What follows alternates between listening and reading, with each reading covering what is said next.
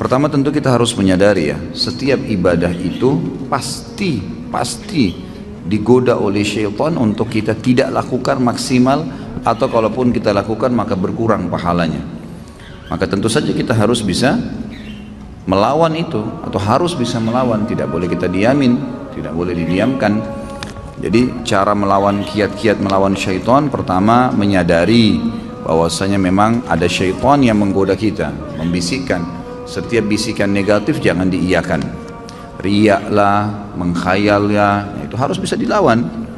Yang kedua, kita belajar konsentrasi.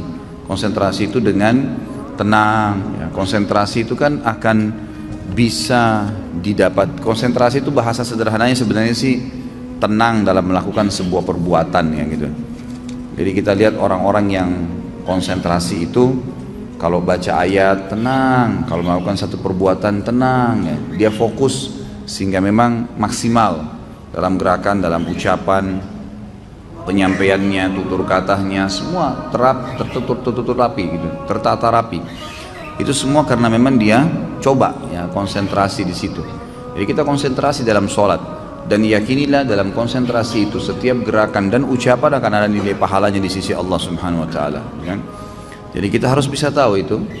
Kemudian pada saat syaitan berhasil mencuri sebagian pahala, misal kita tiba-tiba mau mengkhayal, segera kita kembali. Karena Utsman bin Abi Mad'un radhiyallahu anhu berkata dalam sebuah riwayat Bukhari, "Ya Rasulullah, saya setiap kali sholat, sering kadang-kadang saya menghayal, kadang-kadang saya kembali." Kata Nabi SAW, itu godaan syaitan yang berjulukan atau bernama khinzib atau khanzab. Ada dua riwayat yang menyebutkan tentang barisnya ini, yang bertengkar di sebelah kiri kuping musolli, yang mengingatkan dia semua apapun yang membuat dia tidak konsentrasi. Kalau datang kepadamu, bacalah isti'adzah a'udzubillahi minasyaitonirrajim, dan meludahlah sebelah kiri 3 kali dengan ditiup ya, 3 kali. Maka kata Utsman bin Abi Mad'un radhiyallahu anhu, setelah saya amalkan maka tidak lagi bisa syaitan menggoda saya. Ulama menambahkan kiatnya adalah juga menjauhkan diri dari kemaksiatan. Jadi kalau sampai saat ini teman-teman masih merasa saya kalau sholat tidak bisa khusyuk, atau saya kalau mau baca Quran masih malas lah berbuat ibadah ya. Selain godaan syaitan, juga ada penyebab faktor adanya dosa yang masih mengganjal. Coba untuk muhasabah deh, dosa apa yang masih saya lakukan nih dalam sebulan atau dalam seminggu, atau yang rutin lah dalam kegiatan sehari-hari dari pagi sampai malam. Dosa apa yang saya lakukan? Coba muhasabah, diingat.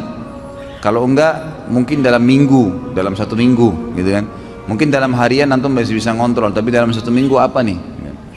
Nah itu dosa-dosa itu kalau kita bermuhasabah insya Allah dan kita tutup pintunya, maka akan membawa kita pada kekhusyuan ibadah. Jadi sholatnya bisa lebih khusyuk, baca Quran bisa lebih nyaman. Kalau mau ngerjakan ibadah itu jadi ringan, lebih ringan. Mau sholat malam bangunnya ringan, itu karena memang sudah tidak ada beban dosa. Jadi dosa itu juga menjadi penghambat, memang menjadi penghambat. Itulah yang dikatakan oleh Imam Syafi'i yang pernah saya sampaikan ya. Beliau belajar kepada gurunya Imam Waqi'. Jadi setiap kali Imam Syafi'i rahimahullah dikasih pelajaran oleh gurunya Imam Waqi', hafalan segala selalu lupa. Lalu Imam Syafi'i mengatakan dalam pepatah syair yang masyhur, "Syaqautu ila Waqi' su'a hifdhi." Saya mengeluhkan kepada Imam Waqi' tentang buruknya hafalanku, setiap hafal pasti lupa. Wa arsyadani ila tarkil ma'asi. Maka dia perintahkan saya untuk meninggalkan dosa, maksiat. Imam Syafi'i bingung, dosa apa nih yang saya lakukan gitu. Dia coba bermuhasabah dalam kegiatan sehari-harinya. Umumnya semuanya sudah berusaha dijaga, makanannya, minumannya, pakaiannya, halal, pergaulannya bagus-bagus saja gitu. Maka dia lalu mulai melihat, ternyata gitu kan, kalau beliau mau jalan dari rumahnya ke rumahnya Imam Waqi' melewati sebuah pasar. Dan waktu itu di pasar itu masih ada perempuan-perempuan yang tidak pakai jilbab. Kadang-kadang di pasar itu ada transaksi-transaksi yang haram, ada kezaliman. Maka Imam Syafi'i bilang, tinggal ini nih yang saya belum coba nih. Ini beliau cuma lewat ya di pasar itu, nggak mampir, nggak punya toko di situ, nggak ikut transaksi. Kemudian beliau bilang, saya ganti jalurnya, tadinya lewat di depan pasar, sekarang lewat belakang pasar. Dia nggak lihat pasar lagi, ke rumahnya Imam Waqi. Lalu dia hubungkan perkataan Imam Waqi setelahnya, wa akhbarani bi anna ilma nur manurullahi la yu'tali asi. Dan disampaikan kepada saya bahwasanya ilmu itu adalah cahaya dari Allah, dan cahaya Allah tidak bisa dikasih, tidak bisa didapatkan kecuali pada orang yang bermaksiat. Dia bilang, setelah saya ubah jalur jalan saya itu, maka saya temukan kalau saya buka kitab, kata Imam Syafi'i, buka kitab, maka saya tutup sebelahnya, karena kalau saya buka ketika saya hafal semuanya, gara-gara meninggalkan kemaksiatan. Jadi memang dia bisa menjadi penghambat itu.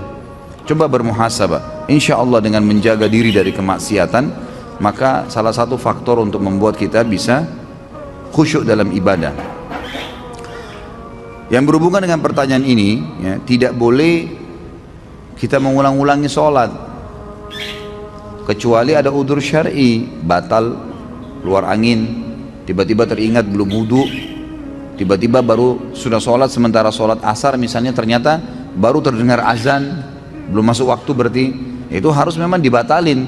Tapi kalau hanya karena tidak khusyuk lalu diulangin, ini godaan syaitan yang lain lagi nih, karena ini perbuatan bid'ah. Nggak boleh ngulangin sholat yang sudah dikerjakan, karena sudah dikerjakan udah nggak boleh lagi. Ya tidak khusyuk, itu konsekuensinya, resiko kita. Makanya kita harus fokus, gitu kan, fokus. Masa teman-teman sekalian kalau diundang oleh wali kota datang, kita betul-betul mengatur kata-kata kita, bahkan kita khawatir kalau ada satu kata yang terpelintir salah.